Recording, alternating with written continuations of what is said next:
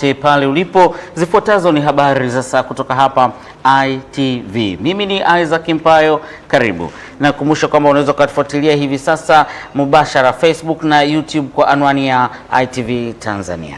Taasisi ya Moyo ya Jakaya Kikwete katika kuonesha upendo kwa wananchi imejipanga kutoa huduma ya upimaji wa moyo bure kwa wananchi wa mikoa ya kanda ya kaskazini. Tujiunge na mwanahabari wetu Juma Kapalatu ambaye anaongea na mkurugenzi mtendaji wa taasisi hiyo kuhusiana na jambo hilo. Kwako Juma, karibu.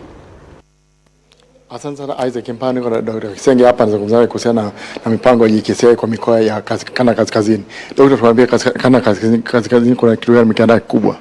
Yes, taasisi ya Moyo ya Jakaya Kikwete kama mnavyofahamu imechukua au imeshirikiana na hospitali ya Lutheran Center na itakuwa inaendesha ile hospitali kwa muda wa miaka 20.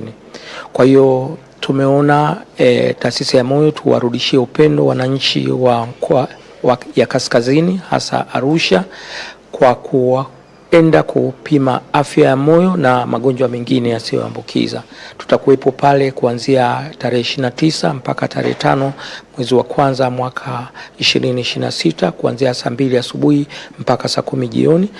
Watu watapimwa bure kabisa magonjwa haya ya moyo na yasiyoambukiza, lakini vivyo tutashirikiana na wenzetu MSD endapo mgonjwa ataonekana na matatizo na anahitaji dawa na atapata dawa. Ni dhamira ya taasisi kuhakikisha watu wasipate haya magonjwa kwa sababu yanachangia vifo vya ghafla. Kwa hiyo tutakuwepo pale katika kuwapima na baada ya hapo taasisi madaktari wa JKCI na wakishirikiana na madaktari wa Arusha Lutheran wataendelea kutoa huduma za magonjwa ya moyo kwa watu wa kaskazini. Kwani mikoa ya kanda kaskazini kwa sasa? Tumekwenda pale kwa sababu taasisi ya Moyo imekuwa inafanya upimaji huu kwa zaidi ya mikoa 23.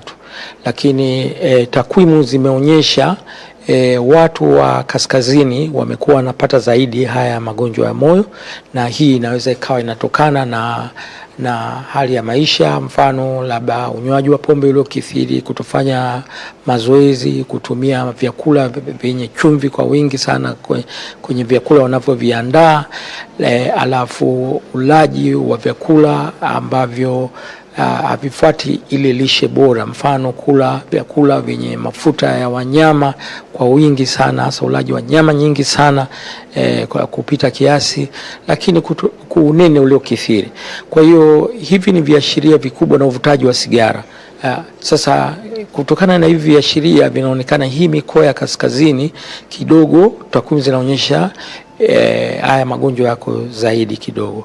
Katika wagonjwa waliohudhuria katika upimaji ni zaidi ya 5% ya ambao wameonekana na kuwa na matatizo ya magonjwa haya ya moyo, hususa ya kanda kaskazini katika mikoa ya Kilimanjaro na mikoa ya Arusha na Manyara. Kwa naambia nini wananchi kuhusiana na upimaji huu? Watumie nafasi hii kuja kupima afya zao, kwa sababu wanasema ukipima moyo leo unazuia madhara kesho.